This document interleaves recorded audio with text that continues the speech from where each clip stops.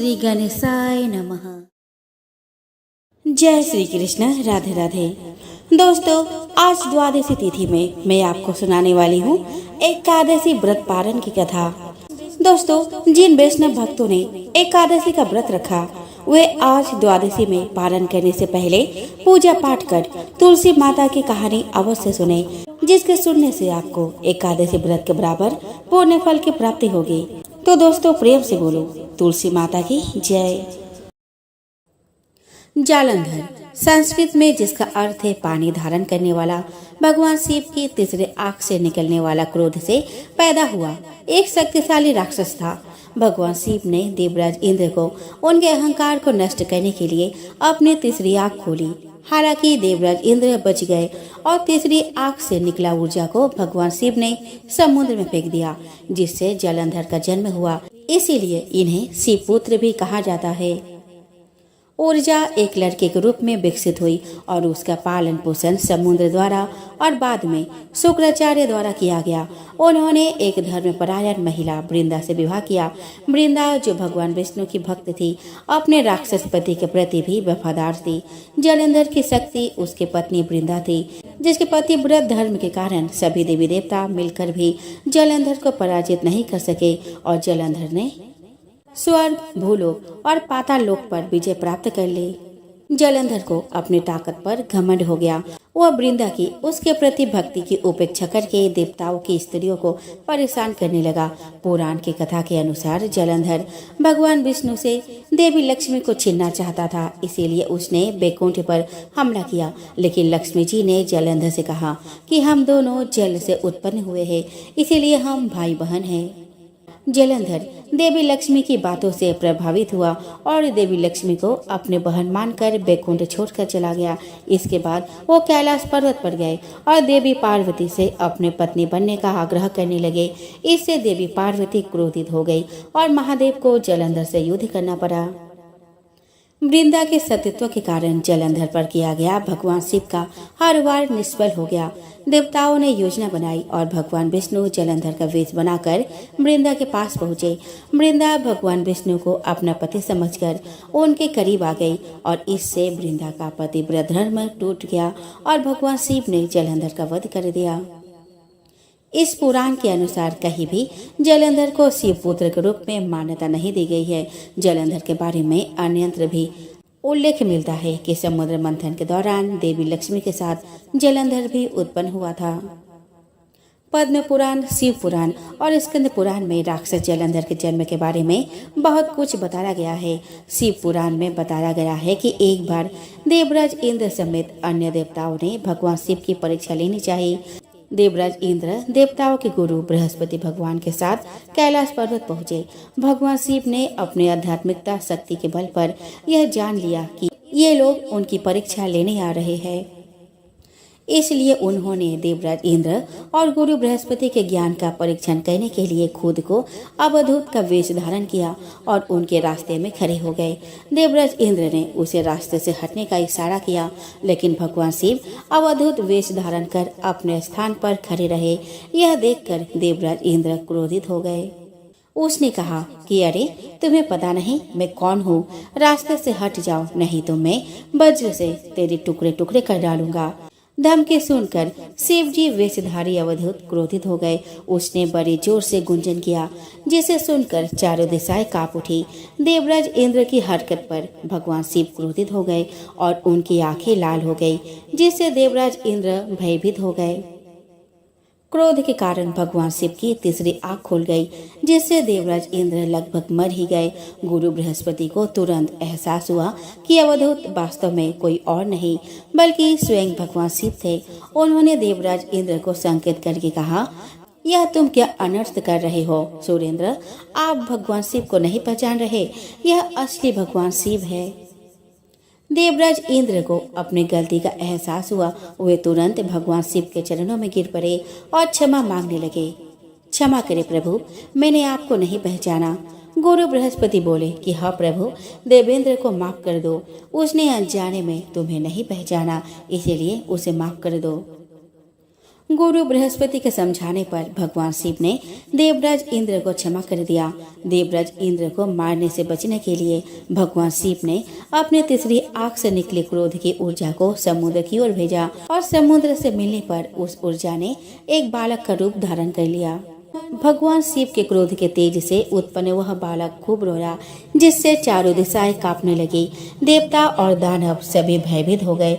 हवा कम हो गई। अतः प्रभ देवता इंद्र अन्य देवताओं के साथ भगवान ब्रह्मा के पास पहुँचे और उनसे कहा कि हे भगवान, एक अद्भुत बालक सागर संगम पर इतने जोर से रो रहा है कि देवता डर गए हैं। कृपया इस संकट को दूर करें। भगवान ब्रह्मा और देवराज इंद्र देवताओं के साथ सागर संगम पर पहुँचे। ब्रह्मा जी के आते ही समुद्र अपने स्थान से बाहर आ गया। उसने इंद्र सहित ब्रह्मा जी की पूजा की। ब्रह्मा जी ने समुद्र से पूछा, जल में रेत पर लेटा हुआ यह बालक कौन है? उसकी पुकार सुनकर सारा संसार व्याकुल हो रहा है। सागर ने भगवान ब्रह्मा से कहा कि उन्हें नहीं पता कि यह लड़का कहाँ से आया है। यह कहकर सागर ने बालक को गोद में उठा लिया और ब्रह्मा जी को दे दिया। जैसे ही वह भगवान ब्रह्मा के गोद में आया, बच्चे ने रोना बंद कर दिया और कुछ ही समय में अचानक लड़के की भुजाएं आगे बढ़ गई और उसने अपने दोनों भुजाओं से भगवान ब्रह्मा का गला पकड़ लिया। यह देखकर अन्य देवताओं को आश्चर्य हुआ।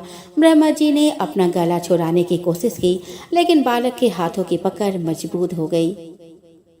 तभी अचानक लड़के ने अपना गला छोड़ दिया और मुस्कुराने लगा। भगवान ब्रह्मा ने बालक का नाम जलंधर रखा। तब भगवान ब्रह्मा ने कहा कि वह लड़का एक दिन राक्षसों का सम्राट बनेगा और उसे केवल भगवान शिव ही मार सकते हैं और उसकी मृत्यु के बाद वह भगवान शिव की तीसरी आंख में वापस आ जाएगा। बालक का नामकरण कर उसे समुद्र को सौंपकर सभी देवता अपने अपने लोक लौट आए। जब बालक थोड़ा बड़ा हुआ तो ब्रह्मा जी की आज्ञा से दैत्यों के गुरु ऋषि शुक्राचार्य उसे शिक्षा देने लगे। शीघ्र ही लड़का जवान हो गया। शुक्राचार्य ने जलंधर को राक्षसों का सम्राट बना दिया और उसका विवाह कालनेमी नामक राक्षस की पुत्री वृंदा से कर दी गई। वृंदा एक धर्मपरायण महिला थी। उसे भगवान ब्रह्मा से वरदान मिला था, जब तक उसके सतीत्व कायम रहेगी, कोई भी देवता या दानव उसके पति को नुकसान नहीं पहुंचा सकेगा या उसके पति का बाल भी बांका नहीं कर सकेगा। जलंधर ने न्याय और कुलीनता से शासन किया। उनकी पत्नी वृंदा हर मामले में उनका सहयोग करती थी। कहा जाता है कि जलंधर की शक्ति का राज उसकी पतिव्रता पत्नी थी। वृंदा के पतिव्रत धर्म के कारण देवता भी जलंधर को परास्त न कर सके, जिससे जलंधर को बहुत अभिमान हो गया। उसे लगा कि कोई उसे नुकसान नहीं पहुंचा सकता या जीत नहीं सकता। जलंधर ने अपने पूरे जीवन में कई गलतियां की, परंतु वृंदा के पतिव्रत धर्म के अवहेलना करना उसकी सबसे बड़ी भूल थी। उसने देवताओं की पत्नियों को परेशान करना शुरू कर दिया। यहाँ तक कि एक बार उसने बैकुंठ पर भी आक्रमण कर लक्ष्मी जी को प्राप्त करने का प्रयास किया। तब लक्ष्मी जी ने जलंधर से कहा कि हम दोनों जल से उत्पन्न हुए हैं, इसीलिए उनके बीच भाई बहन का रिश्ता है।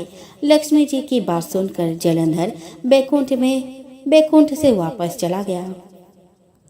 एक दिन आचार्य शुक्र जलंधर के दरबार में आए। जलंधर ने आचार्य के चरणों की पूजा की और उन्हें ऊंचे आसन पर बिठाया और पूछा, आचार्य, हमारे यहाँ राहु नाम का एक नायक है। मैं जानना चाहता हूँ उसका सिर आखिर क्यों काटा गया। आचार्य शुक्र कहते हैं कि हे दैत्यराज, राहु का सिर भगवान विष्णु ने अपने सुदर्शन चक्र से काट दिया है। जलंधर बोलता है, लेकिन क्यों आचार्य, राहु ने ऐसा क्या काम किया था। जवाब में शुक्राचार्य ने उन्हें समुद्र मंथन की पूरी कहानी बताई और कहा कि उनका अपराध यह था कि उन्होंने देवताओं के पंक्ति में बैठकर छल से अमृत पी लिया था। यह सुनकर जलंधर कहता है, तो इसमें अपराध क्या हुआ आचार्य? आखिर अमृत निकला भी तो देवताओं और दानव के संयुक्त प्रयास से ही, फिर अकेले देवता ही उस अमृत को पीने का अधिकारी कैसे हो गए। आचार्य कहते हैं, इसमें भगवान विष्णु का भी छल था। राक्षस राज, समुद्र से जितने भी रत्न निकले उन्हें देवराज इंद्र ने ले लिया। यह सुनकर जलंधर क्रोधित हो गया और बोला कि मैं ऐसा बिल्कुल नहीं होने दूंगा। देवराज इंद्र मेरे पिता के रत्नों के स्वामी नहीं है, मैं स्वयं हूँ। देवताओं को समुद्र के रत्न लौटाने होंगे। इसके बाद शुक्राचार्य अपने आश्रम वापस चले गए और जलंधर ने धस्मर नामक राक्षस को बुलाकर इंद्रपुरी भेजा ताकि वह देवराज इंद्र को संदेश दे सके कि समुद्र मंथन से प्राप्त सभी रत्न उन्हें सौंप दे। घसमर इंद्रपुरी पहुँचे। घसमर ने देवराज इंद्र से कहा कि देवराज, मैं दैत्यराज जलंधर का संदेश लेकर उपस्थित हुआ हूँ। राक्षस राजा ने कहा है कि तुम उसके पिता के रत्न जो समुद्र मंथन के समय तुमने लिए थे उन्हें तुरंत लौटा दो। देवराज इंद्र आश्चर्य से बोले, रत्न? कौन से रत्न? राक्षस राजा से कहो कि वे रत्न देवताओं की कड़ी मेहनत के परिणाम है।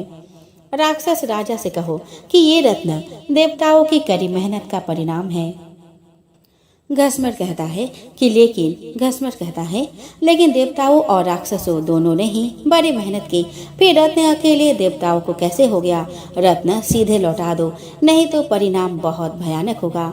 यह सुनकर देवराज इंद्र क्रोधित हो गए और बोले, तुम्हारे पास इतना साहस है, तुम मुझे मेरे पुरी में ही धमकाते हो। रुको पापी, मैं तुम्हें सबक सिखाऊंगा। इतना कहकर देवराज इंद्र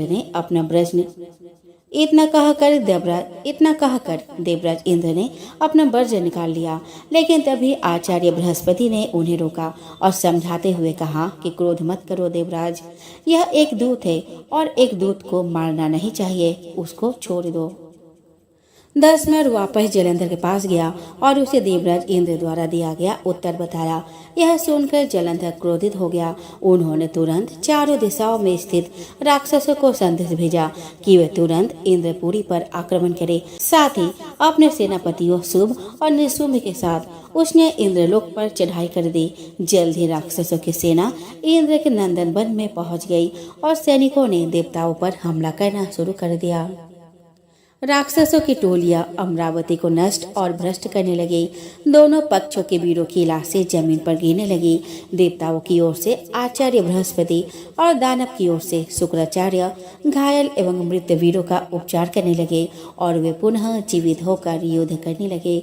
युद्ध चलता रहा परंतु किसी भी पक्ष को विजय नहीं मिल सकी। इस पर जलंधर को क्रोध आ गया और वह शुक्राचार्य के पास जाकर बोला, गुरुदेव, संजीवनी विद्या तो आप ही जानते हैं, फिर ये देवता मरकर जीवित कैसे हो रहे हैं? शुक्राचार्य ने जवाब दिया कि दैत्यराज आचार्य बृहस्पति भी संजीवनी बूटी का प्रयोग करना जानते हैं। उन्होंने कई देवताओं को इस काम पर लगा दिया है कि वे द्रोणागिरी पर्वत से संजीवनी बूटी लाते रहे।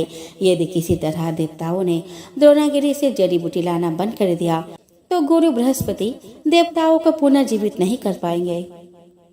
जलंधर कहता है, लेकिन इस रास्ते के लिए हमें अपनी सेना का एक बड़ा हिस्सा द्रोणागिरी पर्वत की ओर ले जाना होगा और यहाँ युद्ध भयंकर गति से चल रहा है। शुक्राचार्य कहते हैं, तो फिर द्रोणागिरी पर्वत को ही समुद्र में क्यों न डुबा दिया जाए? न रहेगा बांस और न बजेगी बांसुरी। शुक्राचार्य के आदेश पर जलंधर ने द्रोणागिरी पर्वत को समुद्र में डुबा दिया। इससे देवताओं को संजीवनी बूटी मिलना बंद हो गई। देवताओं में भय फैल गया। देवराज इंद्र भयभीत होकर आचार्य बृहस्पति के पास आए और बोले, हमारे वीर बहुत हताहत हो रहे हैं आचार्य, अब क्या होगा? इस प्रकार तो सभी देवता नष्ट हो जाएंगे। आचार्य बृहस्पति ने कहा कि मेरी सलाह मानो देवेंद्र, इस युद्ध को तुरंत रोको और अपनी सेना के साथ भागकर अपना जान बचाओ। जलंधर भगवान शिव के तेज से पैदा हुआ है, उसमें भगवान शिव की अपार शक्ति है। तुम अपनी जान बचाओ, बाद में जलंधर को मारने का कोई न कोई रास्ता निकलेगा। आचार्य बृहस्पति की सलाह मानकर देवता युद्ध से भाग गए और मेरी पर्वत की गुफाओं में छिप गए। शुभ निशुंभ सहित राक्षसों की सेना ने उनका पीछा किया, लेकिन देवता पर्वत की गुफाओं में पहुंचकर अदृश्य हो गए। थक कर राक्षसों की सेना लौट गई। जलंधर ने पूरी अमरावती को लूट लिया और स्वयं देवराज इंद्र के सिंहासन पर बैठ गया। देवराज इंद्र मेरु पर्वत की गुफाओं से निकलकर अपने साथियों के साथ भगवान विष्णु के पास पहुँचे। उन्होंने भगवान विष्णु से प्रार्थना की, रक्षा करे प्रभु, जलंधर ने पूरी अमरावती को नष्ट कर दिया है। हजारों देवता मारे गए। भगवान विष्णु मदद करने के लिए सहमत हुए, लेकिन देवी लक्ष्मी से वादा किया कि वह जलंधर को नहीं मारेंगे, क्योंकि वह समुद्र से पैदा हुआ था और देवी लक्ष्मी उसे अपना भाई मानती थी। जलंधर के बीच भयंकर युद्ध हुआ। इस दौरान भगवान विष्णु युद्ध में जलंधर की वीरता से प्रभावित हुए। उन्होंने उससे युद्ध रोकने और अपनी इच्छा अनुसार कोई भी वरदान मांगने को कहा। जलंधर ने भगवान विष्णु से उसकी बहन देवी लक्ष्मी के साथ क्षीर सागर में रहने की अनुमति देने का अनुरोध किया। भगवान विष्णु ने उनकी इच्छा पूरी की और अपने पत्नी देवी लक्ष्मी के साथ क्षीर सागर में रहने लगे। जलंधर बड़े प्रेम से भगवान विष्णु की सेवा करने लगा। देवताओं और भगवान विष्णु से अपराजित होकर जलंधर तीनों लोकों का शासक बन गया। उनके पुण्य शासन से देवताओं को छोड़कर सारी प्रजा संतुष्ट थी। तब देवताओं ने जलंधर को हराने में मदद के लिए भगवान शिव से प्रार्थना की। भगवान शिव की इच्छा अनुसार देवर्षि नारद देवताओं से मिलने आए। देवताओं ने उन्हें अपने दुख भरी कहानियां सुनाई। एक दिन देवर्षि नारद जलंधर से मिलने गए और बोले कि हे राक्षस राज, वैसे तो इस समय आपके पास सारा ऐश्वर्य उपलब्ध है, लेकिन एक चीज की कमी है। जलंधर के पूछने पर किस बात की कमी है? देवर्षि नारद ने उत्तर दिया कि यद्यपि आपकी पत्नी वृंदा स्वयं बहुत सुंदर है, लेकिन भगवान शिव की पत्नी माता पार्वती की बात तो कुछ और है, और उन्होंने जलंधर को माता पार्वती को अपने पत्नी के रूप में पाने के लिए उकसाया। जलंधर जाल में फंस गया और उसने राहु को माता पार्वती का हाथ मांगने के लिए कैलाश पर्वत पर भेजा। भगवान शिव क्रोधित हो गए और राहु का वध करने वाले थे, लेकिन राहु ने क्षमा के लिए प्रार्थना की। वापस आकर राहु ने जलंधर को सारी बात बता दी। जलंधर ने अपने सेना के साथ कैलाश पर्वत पर आक्रमण कर दिया। देवताओं सहित भगवान शिव के गणों और राक्षसों के बीच भयंकर युद्ध हुआ। जब जलंधर को एहसास हुआ कि भगवान शिव युद्ध पर हावी हो रहे हैं, तो भगवान शिव के गणों का ध्यान भटकाने के लिए उसने अपनी जादुई शक्तियों से सुंदर अप्सराएं और गंधर्वों को बनाया। भगवान शिव के गण और देवता अप्सराओं की सुंदरता से मंत्रमुग्ध हो गए और लड़ना बंद करके उनका नृत्य और संगीत देखने लगे। इसी बीच जलंधर भगवान शिव का रूप धारण करके माता पार्वती के पास गया, लेकिन देवी पार्वती ने उसे पहचान लिया। देवी पार्वती की सुंदरता से मंत्रमुग्ध होकर जलंधर ने उन्हें बुरी नियत से देखा, लेकिन देवी पार्वती ने अपनी शक्ति से उसे स्थिर कर दिया। तब देवी पार्वती भगवान विष्णु के पास गई और पूरी कहानी सुनाई। उन्होंने भगवान विष्णु से अनुरोध किया वे जलंधर के वेश में जलंधर की पत्नी के पास जाए और वृंदा को वैसे ही धोखा दे जैसे जलंधर ने उसे धोखा देने की कोशिश की थी। तब भगवान विष्णु जलंधर का रूप धारण करके वृंदा के महल में गए। फिर वृंदा ने जलंधर, जो कि वास्तव में भगवान विष्णु के वेश में थे, को गले लगा लिया, जिससे उसके सतीत्व भंग हो गया।